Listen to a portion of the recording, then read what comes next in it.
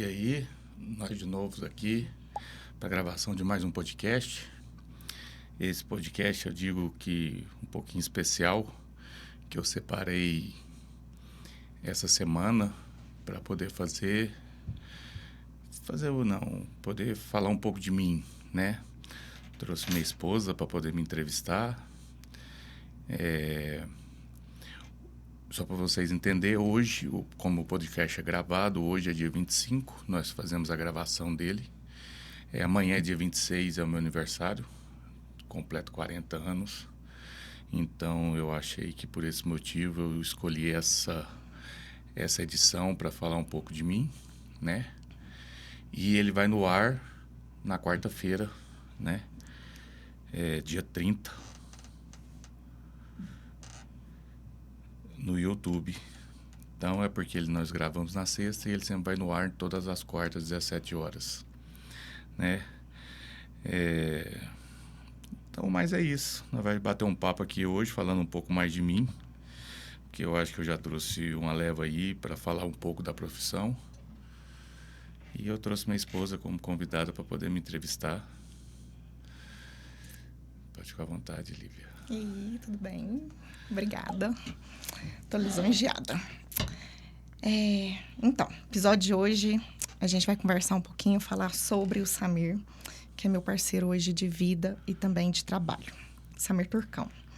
Ele é personal trainer, nutricionista, faixa preta em jiu-jitsu, pai, marido, filho. E agora, comemorando os 40 anos de vida, então nada mais justo que a gente parar um pouquinho para falar um pouquinho dessa trajetória. Dos desafios, as transformações, os recomeços. A gente hoje vai falar como tudo começou. Eu coloquei aqui, né, a paixão da musculação, o início no jiu-jitsu,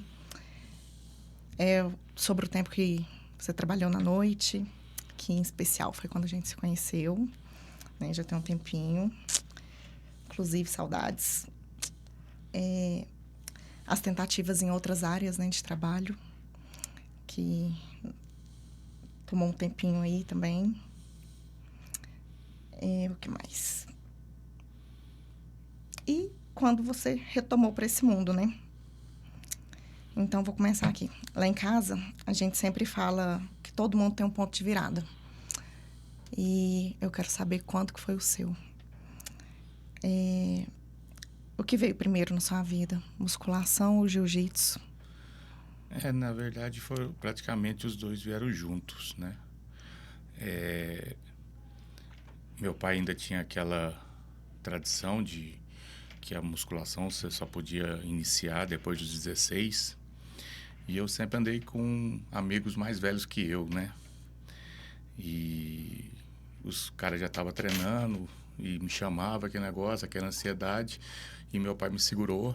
Então eu só fui conseguir ir para academia com praticamente 15 anos e meio, que foi mais ou menos por volta de novembro. Eu faço aniversário em abril. Então, em novembro, ele autorizou. Falou, agora faltam uns 4 meses aí, isso não vai se atrapalhar, não vai ser o problema, não. Então, assim, ele me liberou para mim começar a treinar. Eu comecei a treinar numa academia próxima ali da minha casa, bem de bairro mesmo, bem pequena. E como eu sempre fui grande, e logo eu já possuía uma força bacana, porque eu sempre... Fora do normal, né? Porque eu sempre ajudei, né? Eu sempre fiz as coisas, sempre um trabalho em braçal, outro. Então, eu sempre tive uma força, sempre tive tamanho. Então, isso na academia somou, né? E acabou que eu subi muito rápido de grau, né? Então, assim, logo eu já estava enturmado ali com os caras marombeiros da academia e já estava logo treinando com os caras. Então, foi isso que me deu um pump muito rápido. Então, até na escola, todo mundo percebeu, eu cresci, eu desenvolvi muito rápido, mudei muito rápido o corpo. E aí sim, é empolgante, né? Essa primeira fase que a gente tem esse primeiro pump aí, a gente é empolgante. E logo eu tive vontade também de agregar o jiu-jitsu. E foi bem na época que eu terminei Passou mais um ano, eu terminei a escola. Então foi logo, acredito que um ano depois eu já entrei com jiu-jitsu.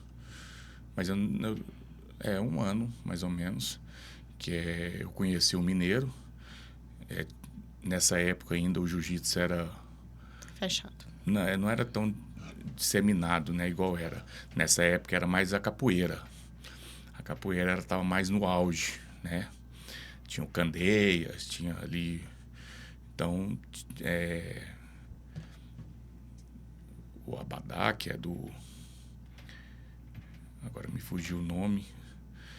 Mas nessa época tinha muito o falar da capoeira, e o jiu-jitsu era um pouco ali mais fechado. Quem trouxe o jiu-jitsu para Goiânia foi o Frederico Pimentel, né? E era ali no Bougainville, né? Embaixo. A gente fala do lado do estacionamento, né? Tinha uma academia chamada Esporte Músculo, e lá tinha o jiu-jitsu, que o Frederico Pimentel. Só que a turma do Frederico não dava para mim o horário, e eu fiz a matrícula no horário do Mineiro. Nessa época o Mineirinho ainda era faixa marrom, e eu comecei a treinar. Aí eu comecei a treinar lá, o jiu-jitsu.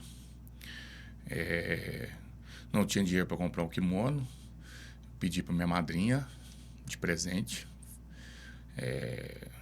Ela é ginecologista. E aí ela me dava muitos presentes bons, e eu falei, eu preciso dar uns pulos. E aí eu pedi para ela na hora topou. Falou, claro, meu filho, pode escolher lá que eu vou te dar de presente. E eu comecei. Então, juntou praticamente, foi na mesma época, assim, diferença de alguns meses. Eu acho que não tinha nem completar um ano. E eu também fazia capoeira. Só que Isso eu não sabia. Só que a capoeira, assim, como eu era alto, um pouco pesado, né? E a minha flexibilidade sempre foi horrível. Tanto que quando eu era criança, eu comecei no karatê, eu parei o karatê porque não dava. Cheguei na faixa vermelha ali, aí o bicho pegou, o professor falou, não, você tem que fazer abertura. E aquilo para mim era terrível, parece que é igual enfiar uma faca em mim. Então, eu larguei o karatê por esse motivo. Na hora que chegou na parte da flexibilidade ali, me expulsou. E na capoeira precisava, né, ter uma flexibilidade, ter uma margem. Né? Depois que você já sabe o negócio, você dá uma engordada diferente, mas para você começar ali e fazer todos aqueles movimentos bonitinhos ali, não era fácil, não. Então acabou que não deu muito certo para mim, eu não, né? E aí eu fiquei só na musculação e no jiu-jitsu. E aí foi onde tudo começou. Que maravilha, eu não sabia dessa parte de capoeira. E hoje, há quanto tempo que você treina musculação e há quanto tempo você pratica o jiu-jitsu?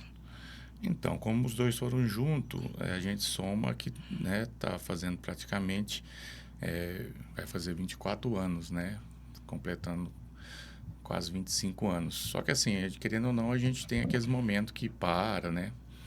Assim, eu acredito que o máximo que eu fiquei parado foi 1 ano e meio, de um ou de outro, mas eu sempre fazia, talvez tinha algum empecilho, algum problema, mas eu até demorei até mesmo pegar a preta por causa desses detalhes, né? Porque talvez os impasses, a dificuldade de horário, dificuldade de alguma situação, né? Acaba que se torna ali uma dificuldade, e aí a gente talvez abdicava algum tempo, mas logo voltava. Eu nunca deixei de praticar, né? Mas talvez o período maior que eu fiquei foi 1 ano e meio, eu acho, no máximo. Foi fácil manter essa rotina no começo? Teve apoio? Teve gente que acreditou, desacreditou? Porque hoje é assim, eu vejo que muitas pessoas chegam em você, nossa, como que eu faço para ficar grande desse jeito? Nossa, admira muito, né? Mas não entende como que foi isso. Eu sempre tive essa diferença de nunca preocupar, né, com essa situação de apoio, né? Então, eu, eu sempre fui lá e fiz. Sem Com precisar de uma motivação extra. Com a minha constância, mas eu fiz. Por exemplo, todos os amigos meus que começou musculação comigo, todos pararam e eu continuei.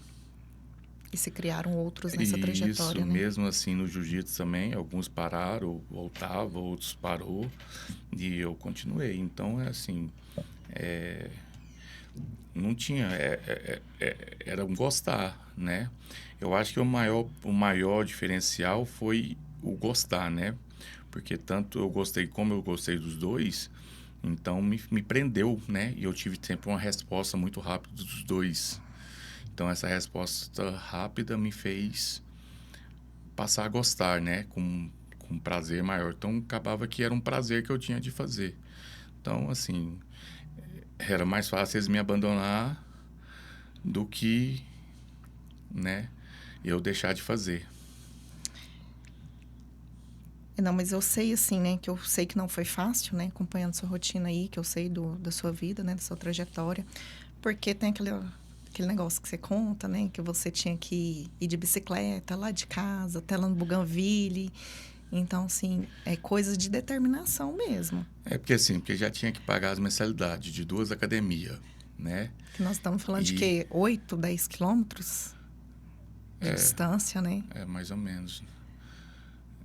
Porque era praticamente até 9 inteira, né? O Bougainville ali é no final da T9 e eu moro no início dela, né?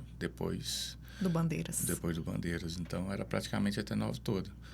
Então era mais fácil do que eu ter que gastar esse ônibus, né? Senão ia só somando, né? Acumulando o gasto, né? Então também não adiantava eu querer fazer algo que aí eu ia sobrecarregar meu pai e o negócio Era não ia questão dar de prioridade, né? certo. Então, Mas então é isso que eu tô te falando, isso que envolve a determinação, né? Porque aí para fazer era muito mais fácil desistir, né? é, Muito mais fácil desistir do que. mas eu ia de ônibus ou ia de bicicleta.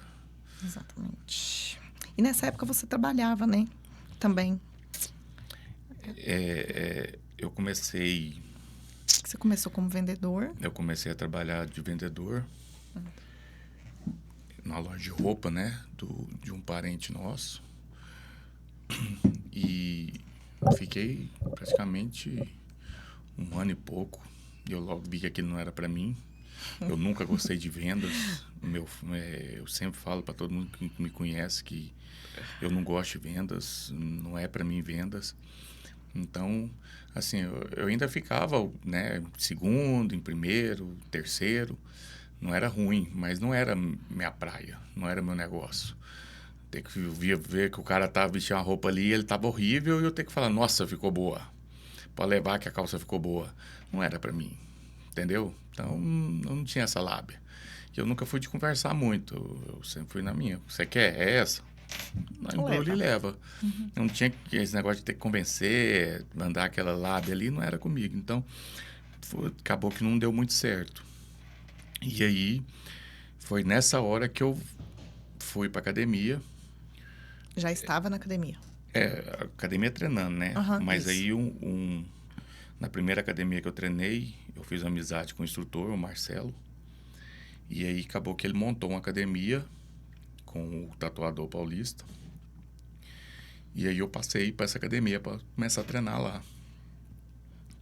Ela chamava Tatus. E aí, ele precisava de resolver as coisas e não tinha tempo. E aí acabou que ele combinava comigo para me ficar lá na hora do almoço pela mensalidade da academia. E aí foi onde eu comecei a aprender, né? Montar tabela, montar treino, passar exercício, aprender a treinar direito. Foi onde eu comecei a gostar do negócio. A olhar a musculação por outro ângulo. Por outro ângulo. Aí, para complementar, eu comecei a trabalhar à noite de segurança.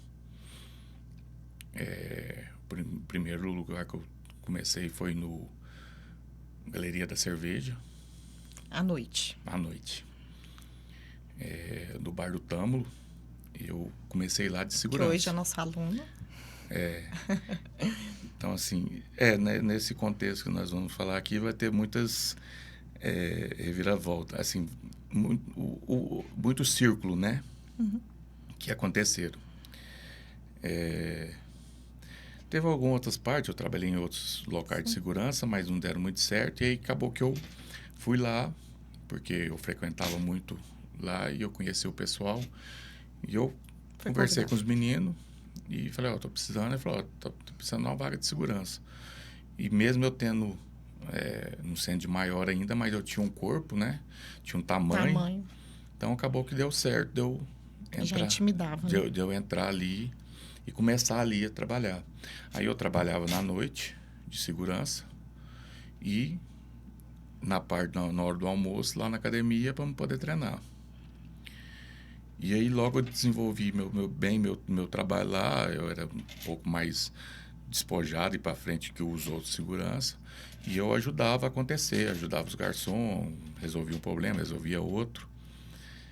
E o Tamo gostou muito de mim por essa agilidade, esse lidar com o cliente. E ele e o Roberto resolveram montar o Jatobá e me convidaram. Muito conhecido, Jatobá. E me convidaram para ir para o Jatobá como gerente. Olha que salto. E aí nessa época eu tinha acabado de fazer minha matrícula na Universo, Educação Física, primeiro período, né? Eu até brinquei com o Tamo, cheguei, começar a Educação Física. E nós fizemos até um desafio, né? Brincando. Ele rindo, falou, não, nessa idade isso é fácil. Quero ver se chegar nos 35 no shape. Chegou nos 40. E esse negócio ficou na minha cabeça, mas deixa quieto. E aí, né, passaram alguns anos, abriu o Jatobá, eu fui pro Jatobá. Aí eu fiquei no Jatobá por um ano, gerenciando. Aí já começou um pouco mais de dificuldade na questão de treino, tanto do jiu-jitsu quanto a musculação, porque à noite ela é muito pesada, né? E eu tinha que chegar um horário para abrir a casa e ficar até fechar. Então, assim, o período é muito extenso e o Kombi dele abriu, ele estourou e ele era muito cheio, muito badalado. E, assim, não era todo dia que você tinha aquela animação de poder ir treinar. E conciliar com o estudo ainda, né? E conciliar. E aí, acabou que o negócio foi dispersando. O rendimento era totalmente diferente e aquilo lá foi atrativo, né? Porra, você ir para um lugar como gerente, ganhar praticamente o dobro ou o triplo que você ganhava. Sem contar o status, né? Né? E você ter toda aquela organização ali, acabou que isso, né, deu uma mexida no cenário. Aí foi essa hora que eu migrei. Eu tranquei a faculdade de Educação Física e migrei para Gestão de Negócios. E para conciliar esse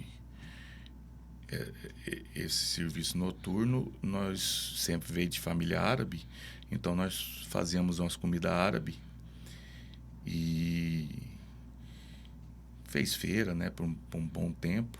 E eu agreguei, né, na parte de dia eu entregava em alguns bares essa comida árabe. Você viu, então, ali na noite a oportunidade de agregar o quibe que vocês que comercializavam, que vocês produziam. Que né, a gente vai fazendo amizade com outros donos de bares, outras pessoas, garçons, gerentes. E aí acabou que eu comecei a colocar nos bares o quibe de porção e para agregar, né? Somar nessa renda final. Nessa renda. E eu era muito amigo do Tâmulo. E o sócio dele, que era o Roberto, como eu conhecia ele lá no bar só como cliente. Como cliente na hora de seu lazer, acabou que no trabalhar junto, na parte administrativa dele, nós dois não demos muito certo. Ele era um cara um pouco nervoso e assim, ele não tinha muito tato para falar. Então acabou que nós não demos muito certo. E aí eu pedi pro Tamo para sair, depois, eu acredito que 2 anos. E o Fernando, meu primo, tinha montado o Café Nice e me fez um convite para ir para lá como gerente. Foi essa época que eu te conheci. Aí eu fui para o Café Nice, continuei gestão de negócio na Camburi e aumentei ainda um pouco mais a questão da comida árabe. Porque tinha, né, no Café Nice, tinha o rodízio árabe, né? Porque como o Fernando é seu primo, ele também tem origem árabe, né? Na verdade, o Fernando abriu o Café Nice com a ideia de colocar lá uma comida árabe e mexicana, né? Era mesmo, era rodízio árabe e mexicano. E a parte árabe acabou que eu entrei com ela, né? Porque minha mãe fazia bem, que aprendeu com minha avó. E aí a parte árabe eu Você entrei com sobressaiu. ela. Eu entrei com ela. E tinha os outros 2 chefes de cozinha, tinham vindo do Pancho Grill, então ele já sabia fazer a comida mexicana. Aí a ideia do bar era essa. Era uma música diferenciada, que era um pop rock. Ele não queria sertanejo. Faz falta aqui em Goiânia, um bar agora, o Café Nice. E essa comida, né, árabe-mexicana. E aí lá eu já fui, né, com know-how maior, já fui com mais sabedoria na área. Aí nessa época eu já estava conseguindo conciliar o jiu-jitsu, a musculação. Eu lembro que você treinava na hora do almoço, né, o jiu-jitsu, voltava. E aí essa época melhorou muito, né, a questão financeira, começou eu ter um know-how ali, um negócio melhor. Eu troquei a motinha que eu tinha no carro. E aí nós resolvemos, depois de um tempo, abrir para o almoço, né? E eu, como era o gerente da noite, né, eu só fui lá para ajudar ele poder abrir essa situação aí desse almoço na parte do dia. Aí é onde entra, né, essa Felizarda aí. E eu vou contar aqui para vocês entenderem que foi ela que deu em cima de mim. Mentira, gente, foi E aí nós ele trocava olhares comigo todos os dias, quando eu passava lá à tarde para ir embora. E eu falava, mentira que esse grandão tá me olhando desse jeito? Aí nós começamos a colocar essa situação desse almoço. E eu fui em alguns comércios, né, para divulgar e chamar o pessoal. E ajudei ali, né, fazer um meio de campo ali. E a Lívia trabalhava no quarteirão de cima, na G8. E acabou que foi um atrativo para eles virem, né, para poder almoçar ali. Porque vinham algumas empresas e alguns colégios para poder estar almoçando ali. E aí foi quando eu conheci essa índia misturada de japa. Aí, japa do Paraguai, como diz minha amiga. E eu falei, uai, e essa morena? Aí, e nós colocamos de dia um rapazinho que sempre trabalhou com meu tio na cantina, que eu chamava Tiãozinho. E à noite ele ia para fazer um bico de cumim. Mas, amor, você me convidou para ir no rodízio. Isso. Você levou para mim o papelzinho para ir no rodízio. Tinha alguns desse pessoal do dia que eu levava do dia do rodízio, porque o dia do rodízio era só passar a comida, né? Então precisava ter esse pessoal para passar a comida. Então eles não precisavam saber vender, então era mais chamado de mas ele é muito... o Tiãozinho, ele é muito comunicativo. Ele é muito articulado. Isso. Aí... ele conversava muito com a gente eu de falei, dia. Eu vou aproveitar agora e vou, né? Vou ali entrar na Morena. E aí eu ia nas mesas e aproveitei e fui nela para convidar para ir pro rodízio. Né? Você foi dentro do carro do Haroldo, tava indo embora. Então, falar aí, comigo. Né? E aí chamei, aí ela foi. Ela é amiga. Aí nessa vez que ela foi, ela mandou o telefone dela para mim, pelo Tiãozinho. Ainda escrevi o nome dele errado. Eu perguntei o nome dele e entendi Simon. Eu escrevi Simon. No outro dia que ele me ligou, ele falou Samir. Eu falei, gente, eu notei Simon. Não sei o que lá, Simon. Ele tinha meu telefone. E para vocês saberem, era trabalhoso, viu? Trabalhar na noite não é fácil, não.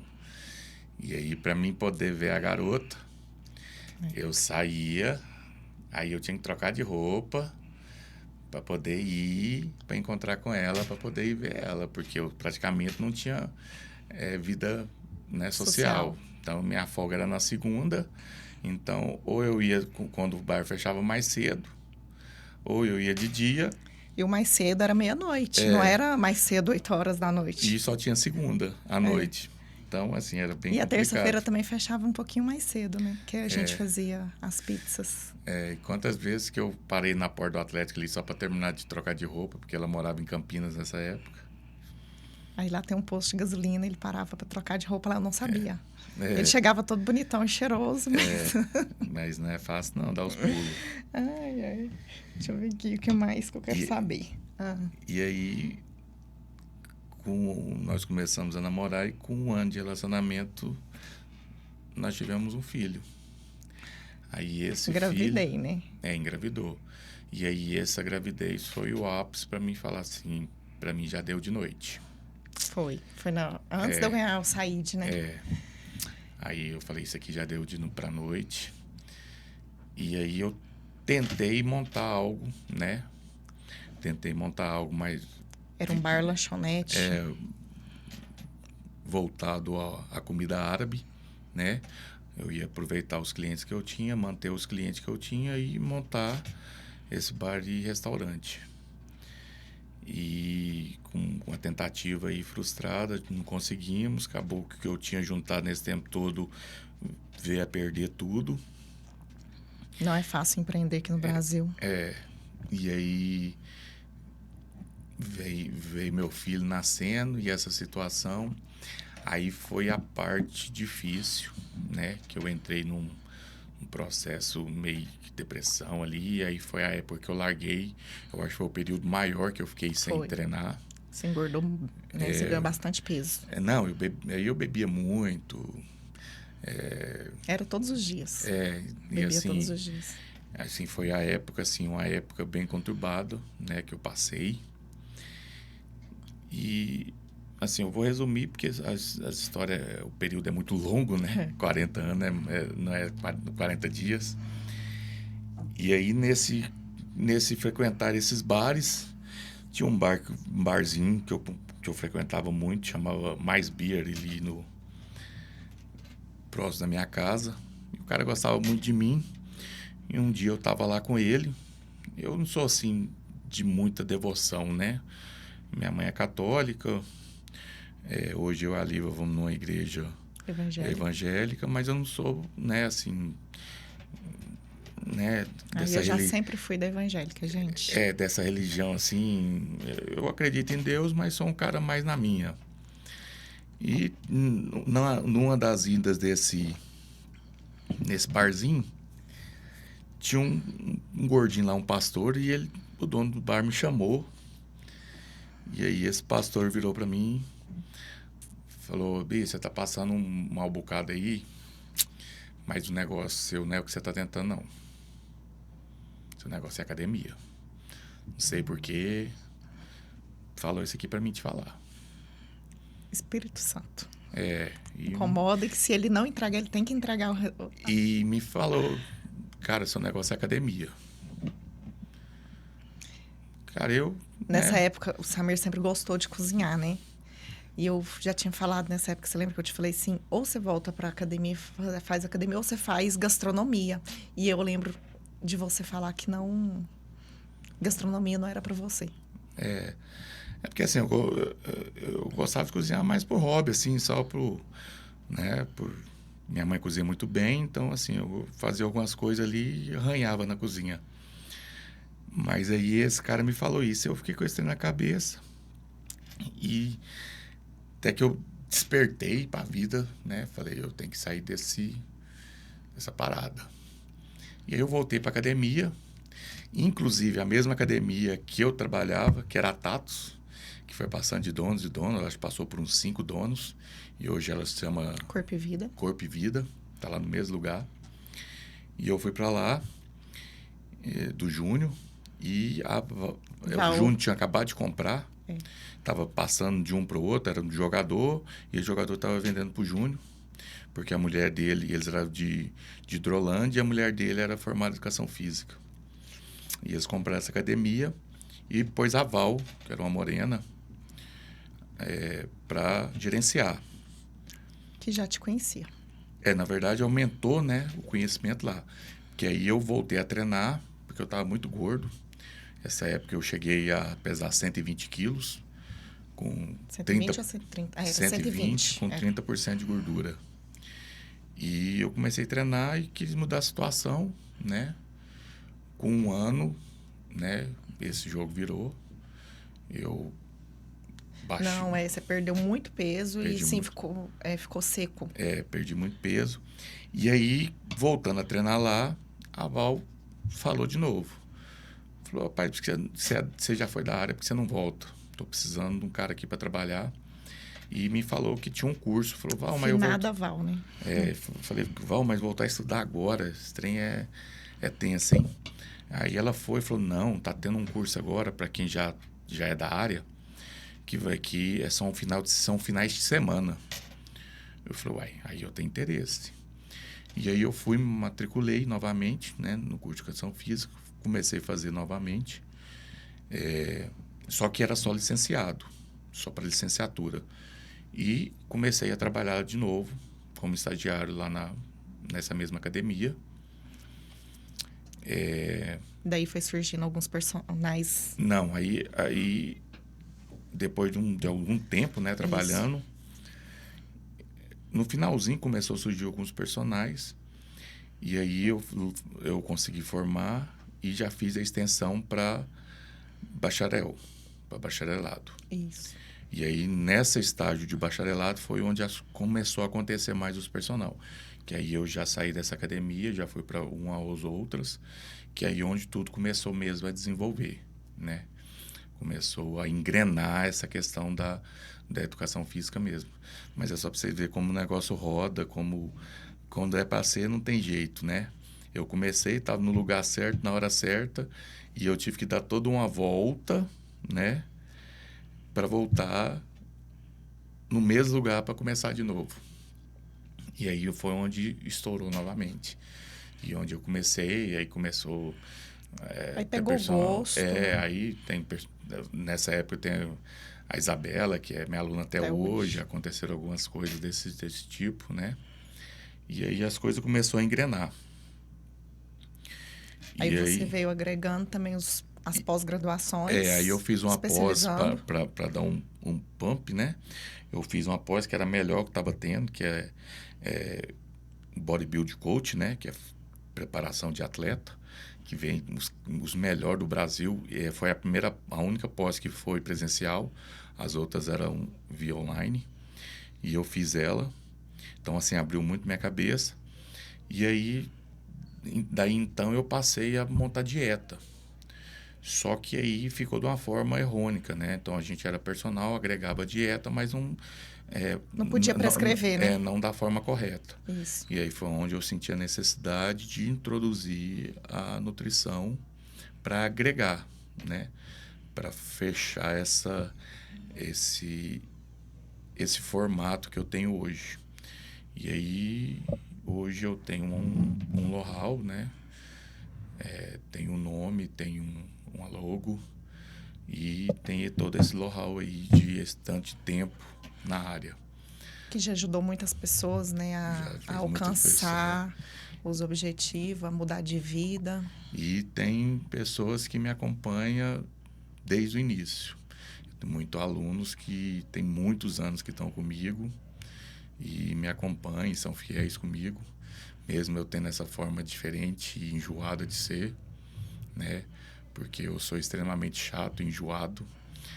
Se o aluno treinar, fazer um treino que não seja o meu, eu vou chamar a atenção dele. Se ele treinar algo que não é para ele treinar, eu vou chamar a atenção dele. Gente, ele briga muito. Se ele fazer algo que não era para ele estar fazendo, eu vou chamar a atenção dele. Se ele for aventurar na porra de um crossfit, eu vou chamar a atenção dele. Se ele for... E isso já gerou eu perder alguns alunos e sem ressentimento. Falei, meu parceiro, aqui é para nós ter essa linha. Se não for para você ter essa linha, não serve. Igual, se eu falo pro cara, se eu prego aqui, vem aqui e falo pro cara, falo, ó, se você fazer esteira antes da musculação, isso não vai ser bom para você pelo corpo que você tem, você vai lá e faz de jeito, então quer dizer que você não precisa da minha orientação. Está tendo um conflito. Você pagou eu, mas para você fazer o que você quer, então se for para você fazer o que você quer, você toca o barco sozinho. E assim, várias situações.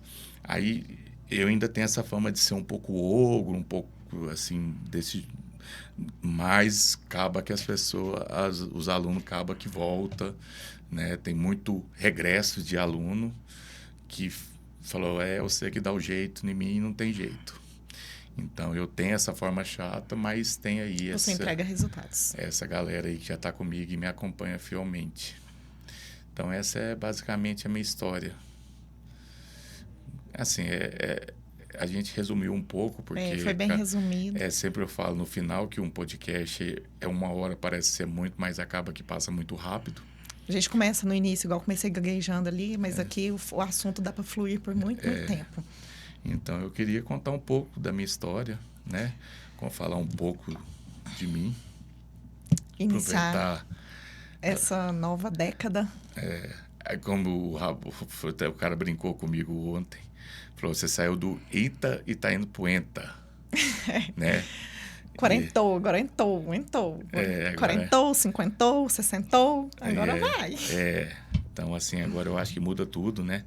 Eu estou até com projetos novos, que eu ainda brinco ali e falo, agora eu tenho que começar a ver algumas coisas, porque eu acho que agora o corpo dá uma desacelerada, eu acho que eu já não aguento essa carga horária, já não aguento essa pancada do jeito que está, então a gente está com novos projetos, está com novas ideias aí para a gente dar uma desacelerada e ter uma melhor qualidade de vida, né? Porque se Deus quiser vai dar certo. Porque a partir de agora, né, a gente passa a ser um coroa. Não, mudou, não existe isso mais não. Ano que vem eu tô entrando nessa e eu não vou ter essa nomenclatura, não. Então é isso. Obrigado mais uma vez pela sua companhia. Eu que agradeço. Adorei. Foi ótimo. E viva meus 40. Amém.